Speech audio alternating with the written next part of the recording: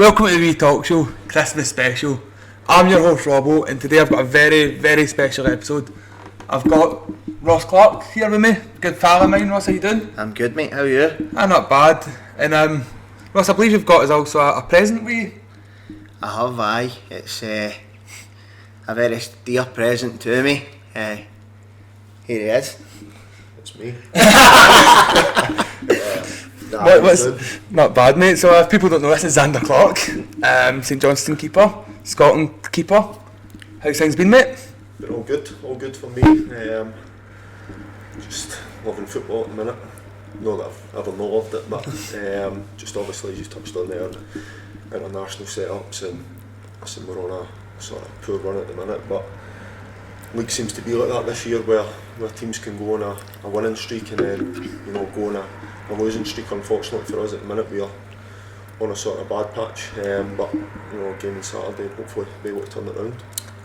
Trust me, I know how that feeling has been an Albion Rovers fan. We started off amazing, and somehow we've just went played against Kelty and lost 3-0, and that was us. Heads went down. Aye. So obviously used to our brothers and very close. So what's it been like for you, Ross, seeing your brother do so well in football and go and do some amazing things? It's pride, innit? When you're a young boy growing up and all you want to do is be a football player and play for your country and live that life, and if you're not quite good enough to do it yourself, then who better to do it than your brother? Do you know what I mean? You wouldn't wish it on you couldn't wish it on anyone any better, to be honest. It's just pride. 34 games a season and hatred the other 4, because he always seems to have a world day against the Rangers, but it's overwhelming pride, to be honest. That's nice to hear, and obviously you've been through your ups and downs as well. I came across a post on, believe it or not, Google the other day of Ross saying, how do I disown my brother when you scored that amazing goal against Rangers in the league? Is it League Cup? Scottish Cup quarters. Scottish Cup quarters. You scored that, and Ross. That's how the group found out about Ross, was that tweeted went viral. And from then, Ross has been a great supporter of the podcast, and we appreciate him. But obviously, how was that for you, scoring that and going on Twitter that night seeing your brother saying that? Yeah, it was a good laugh. Obviously, the highs of it. Kano puts it in on the line. Listen, I couldn't have cared who put it in. I just knew that we took the tie to penalties, and that the sort of equaliser wasn't going to win us the game. So I knew I had a chance then to go and make a name for myself and take us into the semi-final of the Scottish Cup. Obviously, we had won the League Cup a couple of months prior to that, and I don't know, we just had that sort of belief about us in the squad that, going into cup competitions, it was one of them we could go and do well in it. Obviously, you come in after the game, and Twitter, Facebook messages are through the roof, and believe it or not, the first one I opened was his, and it was you dirty big bastard. But listen, I knew most of the family was going to be not hating me, but I wouldn't have been on I probably would have been crossed off the Christmas card list last year. But it was a good laugh. We've had a good laugh about it. Obviously, I know he would have settled for the 1-0 and me playing well as I did in the game. He would have been buzzing with that. The fact that I'd done well throughout the 90 minutes, and then obviously in extra time, and they scored late on. I'd imagine he'd have hit the top off running about the house. I did, the neighbours were shiting us. And then obviously he'd have fucking had my posters ripped off the wall 3 minutes later. When I went up the park. But no, as I say, it was a good laugh. I had other family members and stuff getting on at me. But listen, that's what I'm paid to do. It was another chance, as I say, for us to go back to Hampden. Into another National Cup sort of semi-final, and the rest, as I say, is history after that. Congratulations, especially being from a fan that supports the local team. It's great to see somebody like yourselves do well, and it not being the Old Firm or the Edinburgh mob to win it. I don't really like them, any team for Edinburgh, to be honest. Got a wee hatred for Edinburgh City there and all. That stems to local things. But no, it was nice seeing it, and obviously he went on to Europa League. and had a good wee run in there. Obviously got unlucky in the end, but like, how has it been? Obviously being in lockdown and going to win the A2 trophies, not having fans, and going to Europa League and knowing you're allowed fans back. How was that? That was massive. You know, it was one of them that it was sort of that bittersweet moment when we obviously lifting the 2 cups. You know, you want to go and share those moments with, you know, friends and family and the ones that are closest to you.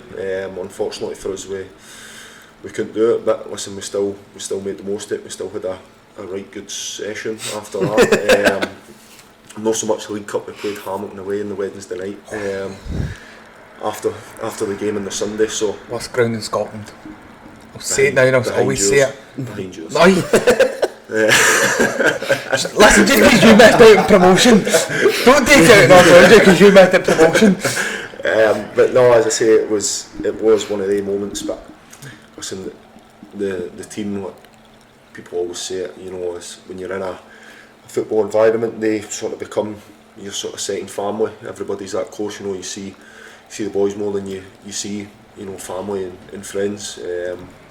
So it was good to celebrate with them. Obviously, as I say, it would have been good. It's these sort of moments, you know, when you're a kid growing up and you watch it on the telly and you see your favourite player going and lifting the trophy and then having, you know, family on the park with them after it is something that you always wish you can do. But listen, it was something that we knew was going to happen with obviously the pandemic. Listen, the SPFL or whatever it was had gave us, I think they had settled on 600 tickets per team, maybe 3 days before the final, or maybe 600 all in, might have been 300 each. And the supporters at, you know, at St Johnstone were adamant that, you know, the players should have took the allocation for the ones closest to them, which was a great gesture from them. But in the end, you know, it ended up that the full thing gets scrapped and it was just us.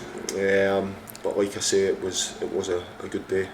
And how was it playing against Galatasaray? Obviously been this great big team at one point, going to their ground first for the first leg. It was funny. It was actually a laugh.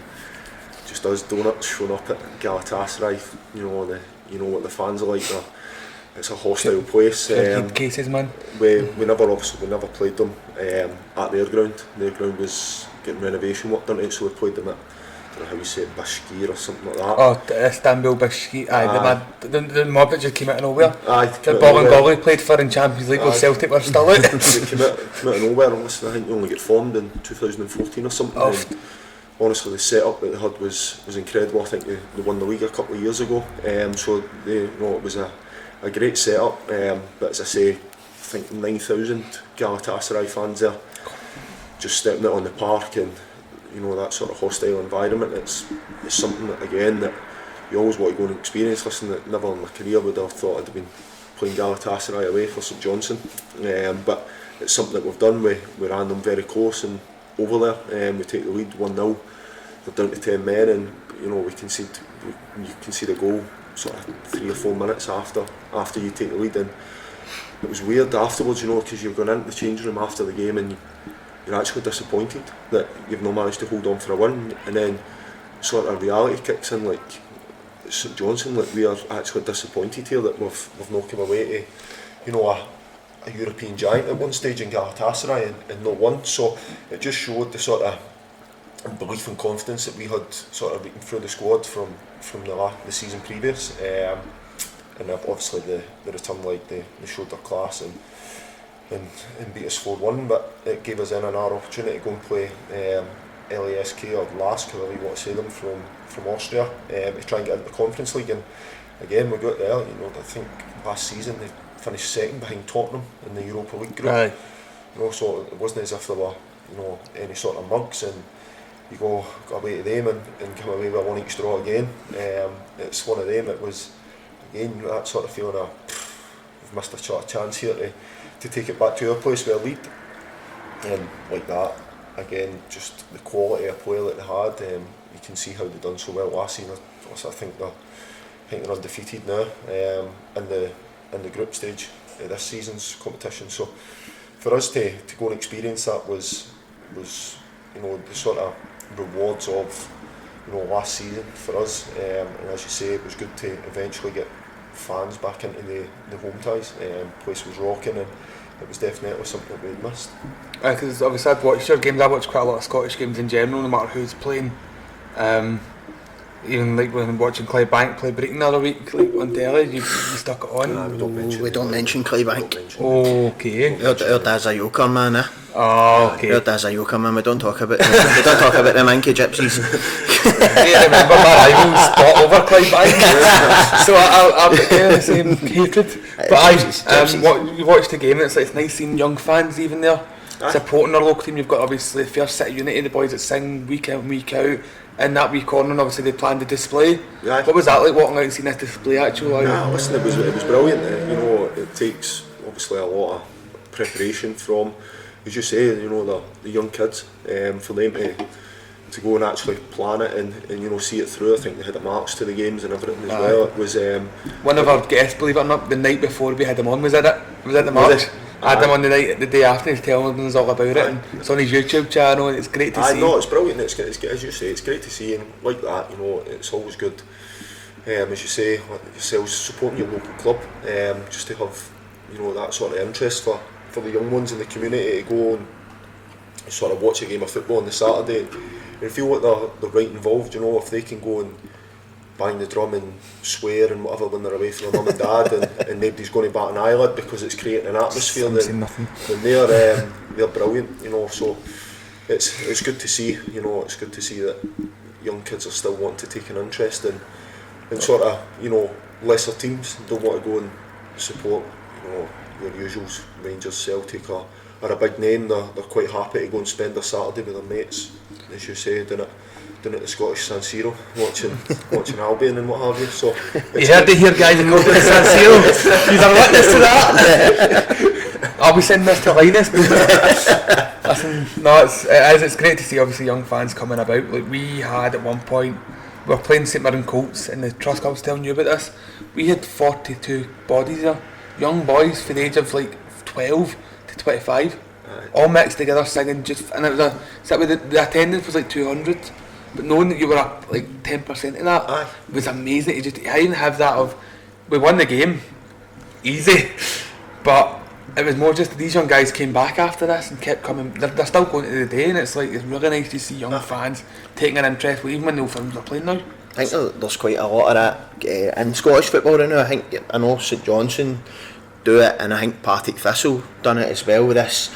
Bring a young fan along with an adult, and I think two get in for free up in Perth. So if you've got an old boy who's been watching St Johnstone for 30 years and he can take his two grandsons with him and get them interested, then it's schemes like that are going to keep developing fans. And obviously, like I said, the big game last year and going and winning a double, that's certainly another way for the next generation of people for Perth to, rather than supporting one of the Glasgow or the Edinburgh teams. The bus is leaving, you're like, not that we're staying here. Yep, as you say, they make a great atmosphere up there. It's actually a very nice place to go up and watch the football people. Do you know, I've been to a lot of stadiums, but you're one of them. I've got 4 stadiums I've never been to, and yours is one of them. I've been to the Livery Ground in Scotland, bar yours. I've never been to Keighley Hearts yet, because obviously they're just newly up. Played there. Oof, a bit of tension the other night still. After what happened a few months ago, there's still a bit of tension between fans. Keighley, Mary Hill. Anytime I went to Mary Hill, I used to always get ejected before I even got in. I have a look about me apparently, I just don't know what it is. And the other one is, I've done Dingwall, done Aberdeen, done the 2 Dundees. It's a stupid one, it's like Berwick or something, somewhere down the bottom. But it's not Berwick. I was at Berwick just for the referendum, believe it or not, and my pal took a Scotland flag with a yes on it, just to wind people up. He wasn't even old enough to vote. He just took this flag, he still left his big brother. But obviously, it's one of the ones, it's nice to see. Obviously I've been following the Rovers 10 years now. Obviously me and you were saying before you came on, I've seen you play against Rovers at Elgin in the promotion game where Big Gemmell scored the controversial overhead kick. What did you call it? That last minute, one of the worst overhead kicks I've ever seen. That's a very fun. And we ended up pitch invading after it. All the young fans ran on. I've never seen players run off that pitch in fast in my life. It was one of them. It was because we were trying to stay up, Aye. So we went up the year before against Annan, and then it was like we done shit. But the only good thing about that year was we bet Airdrie 7-2. That was the only highlight of that season. One highlight. Even just promotion, even when the that was not the highlight. The highlight was beating Airdrie 7-2. And to this day, I still win my pals up the Airdrie fans. You might go and do all this, but we bet you 7-2. You'll never hold that. And you can always have the bragging rights, can't you? Aye, look, they're better than derbies. It's 2-0, 3-0. It's nothing. Winning 7-2 on the 5th of November. You always remember the date as well, because it's bonfire night, and somebody set a firework off after the game. And that's how you always remember it. But it's like I said, it's lovely to see young fans, and obviously you used to have been football for years. Only didn't even realise you were 30. I thought you were younger than that. 33, man. Old. Getting old. Yeah, I'm only 24. I've got a few years to catch up on you. But obviously you will have some stories, so obviously growing up, did you both play football? Aye. Well, I want to know, what position did you play? In goals as well, aye. I never had as glittering a career as Zander, but I no bad career at the juniors, Yoker and Ashfield. Claim to fame is for Clydebank came up, they never lost to them, so that made my dad proud. I think my dad was actually prouder of me winning the league with Yoker than he was with him winning a double last year. Controversial topic. No, the two of us we grew up in a wee place in Clydebank, and there wasn't the average age of Linville's probably about 108 in it, so there wasn't many rains, and me and my best pal Chrissy used to just take Zander downways and stick him in goals, and I keep saying that to my wee girls, like I've got a wee girl of 10 and a wee girl of 6, and when the young one wants to play with the old one and the old one doesn't, and I'm like, look, your uncle Zander's going to end up being a millionaire one day because I used to take him out and taught him how to be a goalie. There's no gender, right? So but we've always been best of pals, haven't we? It's been great. What was football really? Obviously I had a spell doing swimming and stuff, but up and down the canal and Clydebank, a big man side to side, right kick to Linville. But nah, it was always the case. Phones and iPads and laptops and all that they weren't sort of thought upon at that time. For the us, GameCube. I'm making it sound as if I'm ancient here, but it genuinely was. It was. You would come in for school, fucking scribble down whatever you wanted in your homework, so your ma seen it and thought, fuck it, he's done it. I did that, and then you're out. Aye. Out till the streetlights came on. Get yourself done just over the local primary school for us and have a kick about there, and then the old foghorn, your ma's voice shouting you in for your dinner. Oof, that's a foghorn. Back in, get your dinner, get yourself indigestion, putting it down so you could go and back out, and as you say, make sure you're in when the street lights come on. But we used to treat that as the floodlights coming on. That was the floodlights, aye. A couple of years later. And thing was, in Linville, you never really had trouble. Do you know what I mean? It's like Everyone knew everyone. Aye, and there wasn't many young ones out and about. You had ones that would fight along the canal and that, but where we played, it was just you could play there and you weren't getting bothered. Do you know what I mean? It was some good times playing one bounce over there. One bounce, and it was good. Hey man, there's a throwback. Good times. Catch you buys and overs. The best thing about it was there was 3 or 4 boys, and the best football player out of the lotties was a lassie who used to stay down the stair with my mum. She ended up going to Arsenal on trial and stuff, didn't she? Lassie Ashley McConnell. She was excellent. She was very good. She was a right good player. Took the piss at me a few times. Used to get a game of longies down on our granny's front garden. I couldn't beat her. No, it was as you say. It was no trouble. You knew if you were going out that you were just going out and you could walk home and nothing would happen type thing. Whereas some places I know were sort of more young teams, as he called themselves back then. You just if you're not for the scheme, watch yourself. If you were walking through there and they asked you where you're from and it wasn't there, then there's every chance that you were in the 100 metre dash to get away from them. Or a 100 metre swim. So no, it was good, and we had that was sort of the starting box for us, wasn't it really? Get into sort of the boys club stuff and that, and it just sort of went through there. I'm intrigued, who did you start your career with? What was the club? I first started, I was at Old Patrick as a kid, basically, and then ended up Celtic youth, like fucking under 9s to under 11s. Under 9s to 11s, and then Rangers after that. And then went to... Wait there, you went from Celtic to Rangers? I said it's boys club, innit? It's not really as much. I'm still in nappies, I think. At that point. Still in nappies now. Only after the weekend. Where then ended up at Hamilton.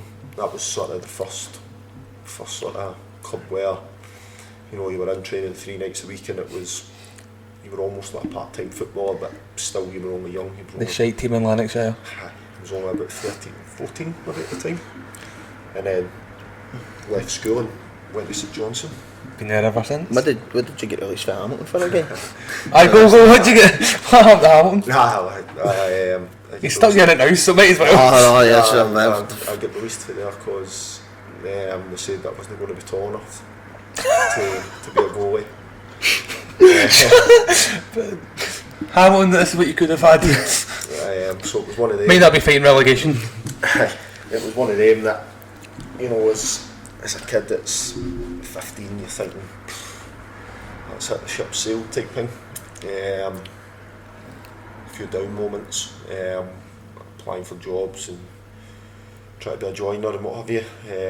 And two of the boys that I played with at Hamilton ended up at St Johnson. And they need a goalie in for training and what have you at under 17s, and put my name forward, got a trial. I think I was in trial for about 5-6 weeks, signed a short-term contract. Had just come back for an injury, and signed the contract, got my fitness levels up, and as I say, that's been me ever since, 13 years later still. Your own spell here and there as well. Aye, a couple of your own spells chucked in there for good measure. And apart from Albion, where's the worst stadium you've played at? I'm just intrigued to know this. Parkgate.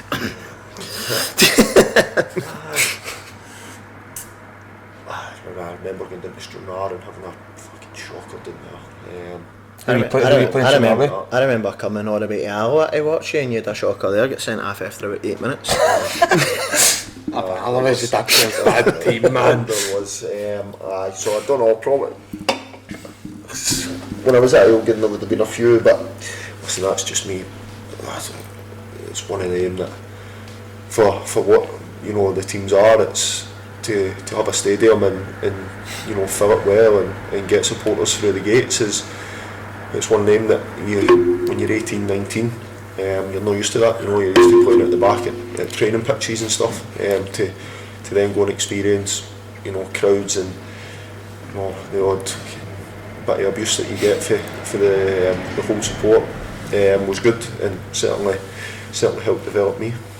It must be hard, especially being a keeper. Obviously, when I played football those years ago, that whole 2 months that I played, I was a defender, and my pal was a keeper, and see the abuse he would get, and you'd see him want to go and crack somebody. It must be hard, like starting off, but it must be like trying to keep your cool and. Listen, when I was younger, it was, you know, sort of first ever experience it. It's like somebody getting wide into it. You just don't want to. Do you remember your first professional game? Aye. Who was it? First professional game would have been against Annan or Berwick, one of the black and golds, and up at Borough Briggs in the league. I think they won 3-1 or something that game. That was my sort of first competitive game. And the game after that, we Elgin, we went to Dingwall. It's for the trophy would that have been? The Trust Cup. Aye, whatever it's called. We were saying the Turkish team cake. Fucking change the name every year. Because they had won it the year before. So they were like the holders, obviously, and went there and beat them 2-1. Oh. So that was like a sort of big moment for me, to, you know, go and experience that. I think we had about 1,500 Elgin fans through for it. So it was sort of eye-opener for me, and I think County would have been in the Championship maybe at that stage. So it was maybe 4,000 or 5,000 people at the game, and, you know, it was something that I had never been used to. You know, you only see that at concerts at that age. So to go and be part of that and have a positive result in it was sort of, that's what starts getting you want to go and keep doing Well, well. me. No, that sounds great, mate, especially when they put out the holders. It's always that a good wee feeling. I think we went and get shafted the next game, but listen, that's alright. These things happen. Trust me, these things do happen.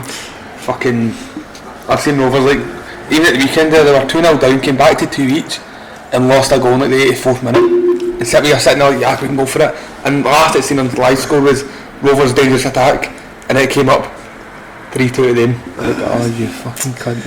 What happened? What went wrong? Get too horny and start chasing it. That's what happens. Especially when you've got people like, I don't know if you've seen it, because obviously he's for all different teams. Albion Rovers striker Kyle Doherty has went on loan. Well, he's at a trial now with Queen's Park Rangers, Right. and he's been called back down for a second trial, which I think is a great fucking. That's brilliant. Happened to another Rovers player at Sunderland, now at Motherwell. Connor Shields. Believe it or not, I worked with Connor before he played for the Rovers. Right. I worked in the time capsule just up the road. There you go then. Except when I'm sitting in the lineup, it goes Connor Shields, and you're like, nah, it's not who it is. And you see him come out and you're like, that's who it is. Went into work next day, gave him abuse because we lost. But like, obviously, just came up against like Tony Watt now, sitting top of the scorers in the league. It's a great thing to see. That is, it's good. Tony's a good player. He's a player that sort of breeds on confidence.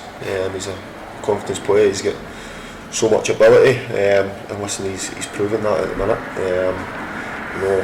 Sort of half sniff at goal, and he's sticking them away. That's what happens when you're playing, high in confidence. And listen, it seems that Motherwell seems to be a good fit for him. Looks like he's really enjoying his football, which is always good to see. So now he's doing well, and hopefully for him he'll be hoping that he can sort of keep that form up and try and finish the season up there with the top goal scorers. No, I can see it happening, especially like, so obviously I'm originally from Coatbridge, staying Paisley, but I'm from Coatbridge, and he's a local boy. Yeah. He is a local hero to a lot of the lads, and I remember playing football with him on a Friday night, doing 5-a-sides at a high school, and the night before, it was a Friday night, it was Rovers were playing at Airdrie, he was like, oh boys, I'm playing, and he didn't know we were Rovers fans. Mm-hmm. So we'd went the next day, obviously the game, it was at Airdrie Stadium, and he's warming up right next to Rovers fans, so we all ran down and went, hey, fucking don't score, look who's here, and they looked at me and went, alright, and went and scored 2. I was like, you little cunt. Gave him all sorts of dog abuse the next Friday, but he's a lovely guy, do you know, and he gets it tight off a lot of people, for when he was younger, being hot-headed. But when you score like a wonder goal against Barca, you're going to be big-headed. Yeah, no, listen. And he's you can see he's matured a lot. He really has. Like, he's went off to Belgium, done things here and there, and it didn't work out for him. He's came back to Scotland, went to Motherwell, and I wish him nothing but the best. Obviously, he's doing well. As you say, it's good to see. Obviously, you go to these places and you try something, and sometimes it doesn't work out, sometimes it does. But like I say, he seems to have been really settled at Motherwell, and like I say, performances are showing that. Definitely. So towards the end of last season, the big talking point was mental health in football, and one of the Rovers player, David Cox, got abused by Scott Tiffany, not Scott Tiffany, David Tiffany, Ryan Tiffany, one of the Tiffany's, about 4 of them, literally one of the full team of them, and it was horrible to see, because what he said to David, and I said to your brother earlier on, that was one of the reasons David had went to Albion. I'd said to my pal who worked there, listen, my pal's looking for a club, do I put the word in? And by that night they'd contact him. And it was certainly going on Facebook and seeing the video. And obviously I know yourself, you've got history with a friend that you lost through mental health. Yeah. And I feel like it's something that to this day still isn't talked about in football a lot. You see a lot of other things getting spoken about, but mental health isn't really one, unless it's the fans. Yeah, no, listen, it's certainly been, spoke about more sort of openly now. I think the way sort of football and the world's evolved, it's, maybe when I first started out, say 10, 12, 15 years ago, if you'd went into a change room and said, I'm feeling low and whatever, it would be man up and sort of get on with it, whereas now, people are a lot more sort of educated on it and realise that, folk can suffer a problem. Like I say, there's obviously charities now involved with football, the Chris Mitchell Foundation.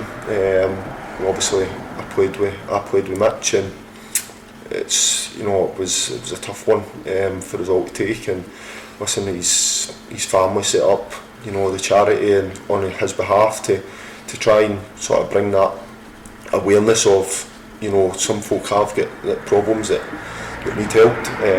And listen, I think within sort of the first few months they had started a programme for every club in Scotland to have one member of staff, whether it be the coaching staff or somebody within the club that was associated to the club, was to, you know, attend a training day, to just so that there was somebody there as a sort of wellbeing officer to, you know, come and they can spot sort of telltale signs and what have you. And listen, it's been great for them, you know.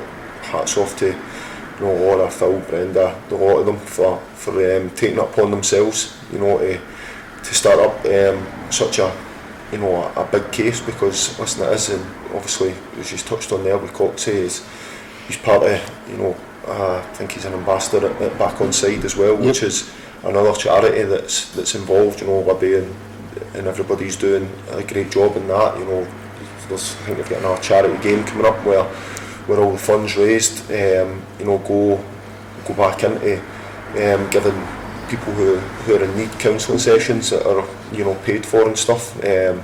So the hat that I'm wearing's a Back On Side cap, which was organised by Be Inspired, who, you know, sort of collabed with them, and every sale of the hat, the money went back into the charity. Like I say, I think, you know, it's a really nice hat. I think they made, you know, a decent enough whack that I think it was maybe 10 or 11 people would have been able to get counselling sessions from it. Yeah. So listen, there's a lot more getting done. Can there be more done? Probably, yeah. But it's one of those where, as I say, folk now understand that you know, football's not what everybody thinks it is. You know, everybody thinks, oh, you're football, you're high paid, what have you got to be sad about, this and that. Listen, we're just off the back of the two toughest years for the world in terms of a pandemic, where especially with you guys being away from your family so much as well. Oh, it was one of the sort of toughest spells that I've went through, in terms of you're in a sport bubble, so you're literally confined to training and back home, and it's one of them that, you know, people can react differently to it. You know, listen, I was alright, but I know that there's boys who, if you know, don't play on a Saturday, you're just going back to the same four walls, and some boys love themselves, and, you know, it can get you down. But like I say, there's everybody, you know, most, especially in our change room, you know, you can, if there's anything up with you, boys are always there to you know, give an ear to listen to, because we know that not everything's bright and cheery. There's probably more downs in football than what there is ups. And like I say, it's definitely something that over the last 5 years, maybe 5-10 at push years, is something that's been more sort of publicised about. So hopefully over the next 2, 3, 4, 5 years, whatever it may be, that it becomes, you know, something where everybody can be open and you know, go and find the help that they need. Because listen, clubs know that. The clubs know that if a player needs to go and take time off because they're not in the right frame of mind, then it needs to be done. A club will support them, and it's nice to hear again that your dressing room is like that. It's, you hear, especially I've heard stories from England where it's like a boy that I knew, it came out with his mental health, and the older generation that was in the team are like, just man the fuck up, no, it's horrible. Like they don't understand, like myself as well, I've been in a dark place before, and it's, you don't want to talk to anyone because you feel like you're bothering them, and it is hard to talk to somebody about, and I went and got the help that I needed, and it's the best thing I've done. But there's people who don't have even just somebody to talk to anymore. Like they just isolate themselves away. I've lost 2 friends because of it during lockdown. I lost a boy who was 19 years of age. Went from working and out with his pals every weekend to lockdown and didn't want to be here. And it was next morning I'd woke up on Facebook to find out he was gone. And it was just one of the things that was heartbreaking, mate. Like, and people don't realise, especially, I try and preach as much as I can for guys, like, speak to someone, because the best thing to do is even just opening up about it, because it releases so much off your back. You don't realise it might not help you in the long run, but it's helping you just now. And then you can start looking at channels to go down. And I work alongside Suicide Prevention Lanarkshire. Lynn's a great ambassador for the charity and company. She does all the Airdrie, Motherwell, Clyde, Hamilton and Albion. They've all got banners around the stadium for the fans, and it's nice to see like the council's putting money into this and helping fund it. Because we had a group at Albion, and we were actually upstairs, believe it or not, and we're in our sponsors' blockers who hired our function room for us to do suicide prevention training. And this was for a group of young lads, and she came for 2 hours. We sat upstairs and we asked her questions, and I got a lot of younger ones to come along, because it's more their generation now. I'm 24, 25, you know the signs.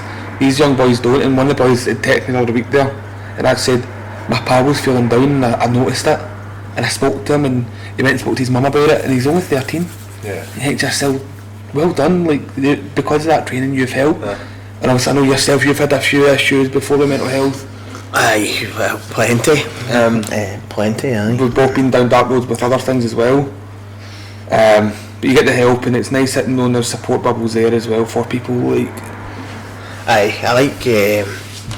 There's a few places. Zander mentioned a few of them there kicking on, and there's another one. A friend of mine, Aaron Conley, who suffers with mental health himself. He's a great ambassador.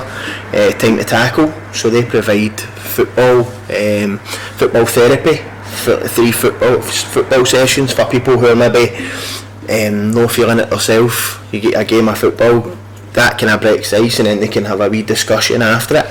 Obviously, it's widely known. I had a pretty bad addiction to cocaine that I was using to deal with my mental health problems. Started off socially to be part of the group, and then very quickly took a hold of me, and every time I felt a wee bit down I was using that to bring me up. But then the next day you're further down, and it's people, you're talking about suicide prevention, it's people like Zander and my 2 wee girls that have probably kept me alive through the days. You're sitting thinking to yourself on a Friday night, you've been on a bender, and you know that you're going to go again on the Saturday, and you maybe feel that way, like, I don't really want to be here and do this. And then you think to yourself, how would Zander feel? He wakes up the day of a game, he's got a big game, or how would my wee girls feel? But you know yourself, that dark place, man. And I think it's very important, especially the way things are now. Like, you're talking about Twitter, for all its good parts, you've obviously got the downside of that as well. The faceless fannies, as I call them, people that have got fake accounts. People that have got fake accounts, and it's online bullying, do you know what I mean? But you can't prove it. And you spoke a wee bit earlier on about obviously me sending a joke tweet out when Zander, I thought he'd scored against Rangers, how to legally disown a sibling, and you've got Rangers fans, so-called Rangers fans on there, and they're messaging you, if you go to the title party next week you're going to get slashed and stabbed, and don't let me see you at Ibrox and stuff like that. People on, I hope you relapse and die, I hope you take an overdose, just stuff like that. But it's all for faceless accounts, do you know what I mean? And that can be hard to deal with, do you know what I mean? That can lead somebody to relapse. So I think it's very important. I know that there's obviously celebrities and that speaking out there now about having to sign up to these sites through your name. My Twitter's got my face on it, it's got my name on it. It's got your Reggie plate on it. It's got my Reggie plate on it, because I'm not on there trying to cause hassle, and I think that there's a major problem, especially on Twitter, with these faceless people who pick on folk who they know have got mental health issues, or even the likes of that, bullying people online who you don't know MD's history, you don't know MD's past. The likes of, if I maybe wasn't in a good place at that time, you could have easily went back out the door for CA, or and ended up hurting yourself, do you know what I mean? But the fact that there's so many of these men's health charities, there's one as well here through the work, Wise Up, and men's mental health's massive. There's a massive proportion. When I played amateur football, there was maybe 4 or 5 boys from Motherwell all at the one time. Motherwell Thistle was at the goalie and stuff, and they all committed suicide within weeks. And you just think to yourself, it's tragic, do you know what I mean? And I'm glad now that it's a subject where it's not as taboo as it used to be, and where people at all different levels, for people at school right up to older guys even in the work. I work in the shipyard, it used to be shipyard banter, the same as it would have been dressing room banter, or what your wee wuss, your wee pussy, whereas now people for all ages and that are seeking help, and you're finding that it's more socially acceptable to put your hands up and say, look, I'm not alright with that. Aye, and you see it more. So obviously I've been DJing for years, and you see people ripping the piss at their pals for it, or just have a drink with us, cheer up, and you're like, but for all you know, your pal could be in a really dark place, and you wanting him to drinks could make it a lot worse. Yeah, no, as I say, like, I've touched on obviously the charities that are sort of close to me in terms of working with, you know, sort of alongside Libby, and obviously the Chris Mitchell Foundation is, like, they're not just solely based for, you know, for football, they're for sort of all walks of life. It's not as if it's targeted, and obviously, as you said, like, I think the CM Foundation does. I think they're paying, I think, for what is pretty much a free accredited sort of mental health awareness programme with obviously, like, there's limited spaces and stuff on it, but they are sort of proactive in terms of getting folk in the right places to be able to identify it. I know obviously Motherwell are massive for it. It's something I love to see, even their fans. Like everybody involved at the club is. Derek's done amazing trying to help promote. I'm good pal with Derek, and you see him always posting for Chris's house and stuff like that, and you always see them do the banners, and it actually encouraged us on Mental Health Awareness Week. We were playing at home, and we done a banner just saying it's okay not to be okay, and it got applause from home and away fans. The players came up and applauded it. The away keeper when you play at Rovers, you know yourself, well, it's changed now. When you're away, you're at us now, which is the terracing behind the goals, and the keeper came up and went, mate, that was class. And it's nice seeing more people noticing it now. Like, fans are trying to help, because you've seen, like, again, the Well Boys went around with posters just saying it's okay not to be okay. Here's a list of numbers to phone.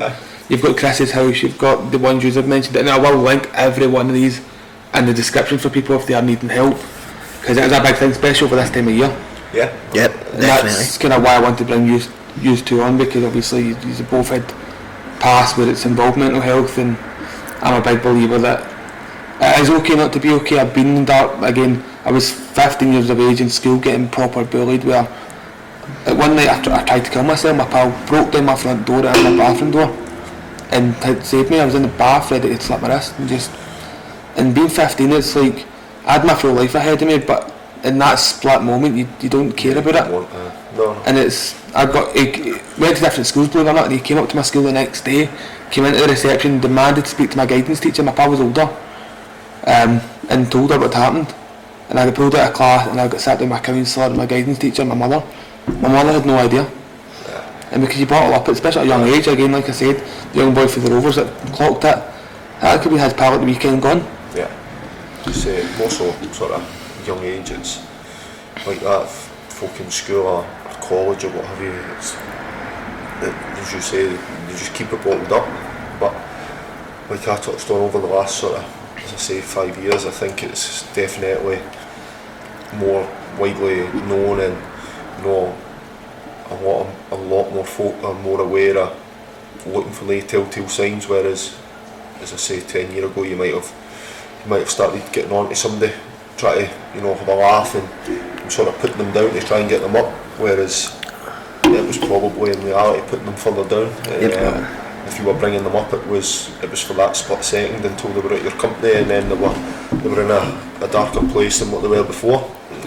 Whereas now, you know, you don't see an awful lot of everybody's sort of more aware. More aware, aye, and I think that's, you know, it needs to be sort of drummed into, you know, more, whether it be like that, as you say, bannering around the stadiums and you know, cash injections or whatever. It's definitely something that does, it has improved, but probably could still be, you know, broadcast more and what have you. As I say, there's been a lot of folk involved in football that have, you know, sadly thought that was the only option for them, and as I say, to get it better, like I say, the way Motherwell and what have you are going on, Twitter, you know, every couple of days, and like you say, posting links and messages, and, you know, making sure that people in the community are fine. You know, I've seen a thing maybe at the start when fans and stuff were allowed back in, and, you know, taking season tickets holders' numbers and giving them a call just to make sure that they were all right, you know, which is, you know, a classy gesture, and I think more stuff like that sort of needs to be done. No, definitely, and I hate going like this type of thing during one of these, but it has to be seen, and again, I'm a big ambassador for it because I've been there myself and seen clubs like you've seen them phoning up just after a 2-minute phone call, make someone, especially if it's a club that they love, just checking up on them. You're right, you're coming back to the season, do you need help? Like, I know Motherwell were helped financially, helping people out with their tickets as well, and we were given season tickets, free season tickets, but anyone that had renewed their season ticket money was going to go towards somebody who couldn't afford that, and stuff like that you love to see. Right, we'll bring it back up because it's Christmas time. So obviously, you know yourself, you've watched a few, we're big wrestling fans as well here at the show. Do you watch wrestling at all in these? We did when we were younger. Who do you remember watching growing up, go? Mankind used to fucking sock the life out of You tell him at the time you gave it the Vader bump. Wait, alright, go, let's hear this. Yeah, so I think Dad was at work one day. No, it was a Saturday, was it? It was a Boozer. Was it Yoka game actually? Was it Yoka game, not a Boozer? Football, and Mum was cleaning or something, so me and him have started wrestling a bit of this, what have you, usual sibling things, so didn't get a bit heated. It was sort of, I think I'd maybe give you a wee rib shot or something, and he was lying on the ground. I thought, brilliant, this is my moment. Jumped up on the arm of the couch, Rikishi, didn't I? Was it Rikishi? Vader bomb. I tried to Vader bomb him. I mistimed the jump, didn't I? Straight through the glass table. Oh no, man, your mom would have killed you. No, as soon as they his face, man. Scar on honestly, that was probably when I stopped watching wrestling. See, I don't watch wrestling, but it's going back to that being kind thing, innit? There's a boy in my work who cleaned the office. I think he maybe had, I think it's Asperger's or something like that he's got, and wrestling's his life, he loves it. So I found this wrestling review show. You're being a wrestling fan, Simon Miller. Aye. Simon, if you see this, give me an up. Baldy guy. But no, I watched that 15 minutes on a Saturday, 15 minutes on a Tuesday, and when the wee boy comes in to clean up the office, you can say to him, "Oh, what about this match and that match? What about this and that?" And he'll talk to you. And I made him up I got a big bit of plate and made him up like a belt and all that, and just makes the wee guy feel involved because Does he still come to your work? I work from home now, Oh. but in the office, this wee guy, and you know what? See, a lot of the older generation, they don't understand like that. But I'm in my role now. We're talking about special educational needs and disabilities and stuff, and it's a big thing at BA Systems where I work, and I design training packages for the full of the UK.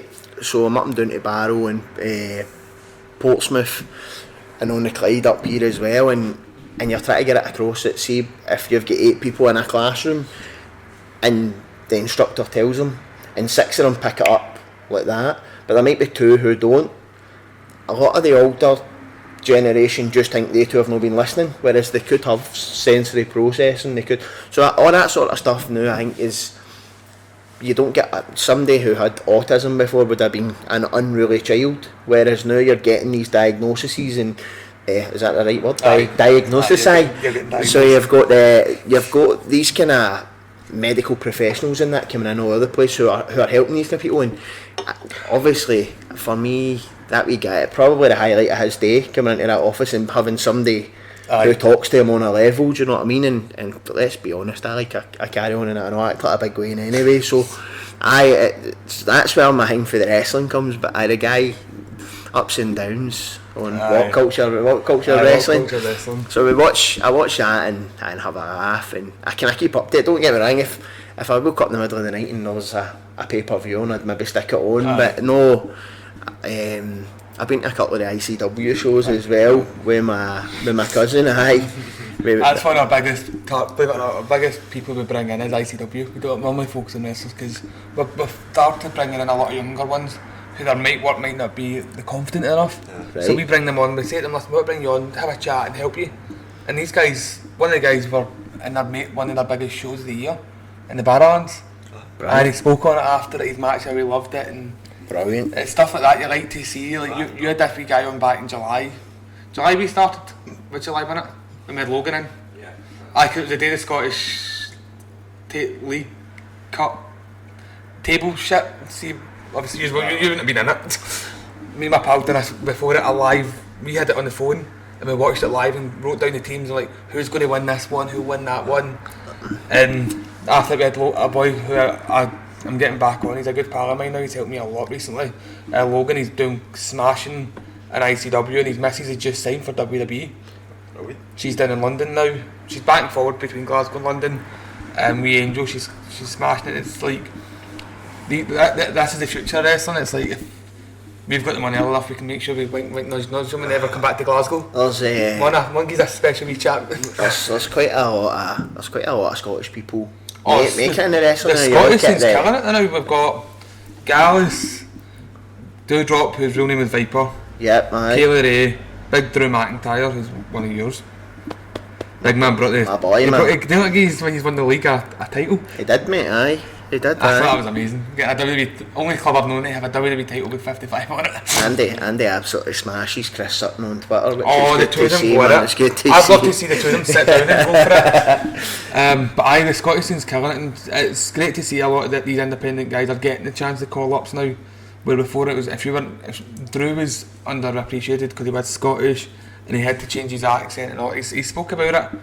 And me being a big wrestling fan, I watch all the documentaries. I've spent hours watching documentaries on like Grado and stuff. Yeah. Because it's like guys who come like ourselves from a small background and get lucky. Do you know? Remember, was it your 18 for your 21st? We went up to campus. We went into campus up the town, and Drew McIntyre was in. Right, and it was back in his first run with the WWE, and I clocked him right away, and I went up and I'm like, can I get a picture?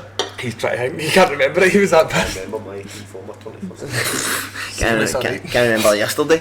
But no, I went up and I was like, can I get a photo, big man? And he's like, no flash photography. And I went, alright, and he went, I'll sign your shirt, but just get a 60 quid shirt. I'm like, that's alright, big man, we're fine. Bet you wish you got it signed now, didn't you? Oh, I do, aye, but at that point he was... Speaking of titles and trophies, I believe you've brought some special things with you as well to show. On the table behind. But do you want to pass them over? Don't drop them, because this is the closest thing you're coming to a winner's medal. There's another story about the Rangers game as well. So in the morning I've woke up, so Zander, I think you'll agree, if for age about 8 until maybe a couple of seasons ago, if you'd have took a penalty with a size 5 football into a Subbuteo net, Zander would have let it in, right? Couldn't save a penalty for all. It was an ongoing joke. Me and my dad and that used to have a laugh about it. Yeah. And I messaged you on the morning of the game. Was it the morning of the game? And I'm like, Wednesday night. Come show the camera. Was it Wednesday night? Them up. And I was like, I had a dream last night that you rammed all the years of slagging you about penalties down my throat. So I was going on to the Rangers Rabble reaction podcast after the game. So Tav scores, 3 minutes to go. As Zander says, I'm running about the house mental, getting my laptop ready to go up and do the podcast and stuff. And there's a corner. Mate, they're class. Thank you very much. The closest I'll ever come either with being an Albion Rovers fan. Yeah, mate, we better make sure he's not swapped them with toy ones. He's with Paisley. That's worse.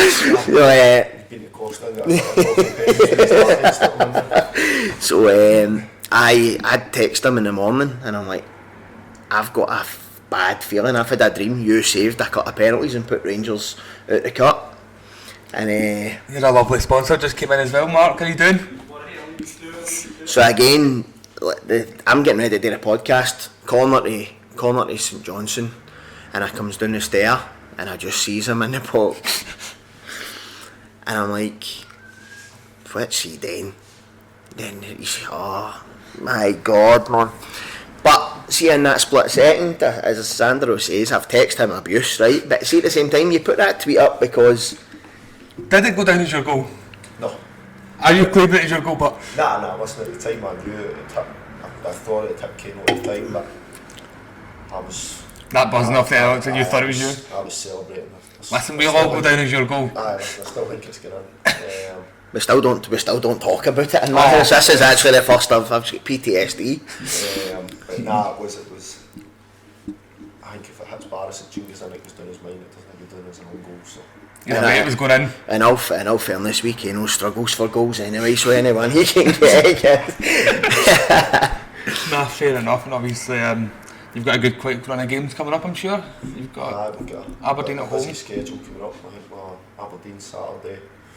Rangers Wednesday. I brought this in at the right time before these two fall out each other. Rangers Wednesday, Motherwell Saturday, Ross County Wednesday, Celtic, Livy. Okay. Yeah. At least you're guaranteed 3 points off Angie's map. So, you're just looking for a bit of my comments, aren't you? You'll be sitting watching the comments. It's a busy schedule, but December always is, but for every team. As I said at the start, we're not in the sort of best of run results wise, all performances, but the busy schedule's good in terms of, it gives you a chance to, if something doesn't go right in the weekend, that you can put it right on in the midweek. Yeah. So it's good in that respect. Obviously, a few injuries and stuff at the minute, which sort of hasn't been helping us. So hopefully we can get a few boys back and obviously. Try and put as many points on the board as we can. Definitely. I'll be keeping an eye on your games. I'll make sure you know my coupon, because anytime I put a team that I thought I put the Rovers on the coupon once every blue moon, and see the game I put them on, they'll lose. They've done me once for $1 million. Make sure you stick them on when they're playing Rangers. Oh no, I'll put Rangers on. I'll stick Rangers on for that one. Morelos to score first and he gets sent off, watch us. But listen, I appreciate you both coming on. You taking out your busy schedule, mate. I really do. It's been nice meeting you and a pleasure having you on. Ross, been a pleasure meeting you after seeing you like speaking to the boys behind the scenes. You're always in the DMs chatting away to them, having a good laugh, and I know I'm not the most responsive, I'm bad for texting back. I get it all the time off everyone. I'm brutal as well. Mate, I'm bad for it. Like, see that way I've had guests come on and go, so remember talking to them, like messaging that night, I'll go, you message me and go through it and still say it's unread. I'm like, there you go mate, I didn't see it. I'm like that as well. I'm also getting told you're getting married next year. Married next year, third time lucky. Do you have a... No, both third wedding lucky, but third time lucky to get married. Do you have a DJ sorted? I do, you bastard. It's going to offer my free services there. It's going to offer you a free set. It's been organised, as I say, 2017. Holy shit! Organising it. So thankfully, as I say, everything's going ahead. Been transferred there in terms of decor and you've got your brother as your best man. I love that. Yeah, just so as I say, you can get one back on there. Oof. I gave him a tight a bit. It depends how far he goes, because forgetting I'll just fucking launch him and he'll not be back. You could actually DJ in the car park for when he kicks me out. Well, you still got VGX. Last night, make sure I get a video of you speech, because I want to see it, I want to get a laugh out of it. Sure it'll be on somewhere. But boys, thank you very much, and I hope you have a good next couple of games. Next couple of games they play Rangers in too. So exactly, a good couple of I'll say it, anytime a club's playing Rangers or Celtic, you always give them a wee boost, because it's nice to see when it's about, like, you see teams like Hearts got unlucky all night, they did, and then obviously the Scottish Cup win for you was, I would watch it live, and I'm not going live, and you scored, well, Kane scored or whoever it was, I celebrated, because you do. It was a lot. Because the fact you put Celtic out and all, didn't you? No, that was yours that put Celtic in it. St Mirren. St Mirren. We put Rangers out and we... No, the Scottish Cup. Yeah, we put yours out. Yeah.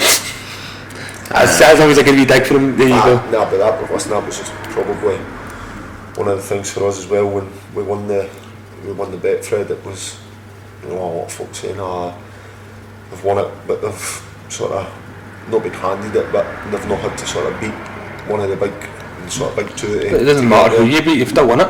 That's the thing. That's what we always said. But to go on, obviously like that, the Rangers wanted to then go on and win it and sort of shut the folk up that said that. Then it was good. It was pleasing. I think it's mad. See the amount of people that will say to me, "Oh, you've seen it yourself on Twitter, or Zander Clark's brother, and all this." I always thought, but see the likes of that there, 2 medals sitting at the table in front of you. Like, the way I always say to folk is, Jermaine Defoe is a legend in football. X amount of England caps.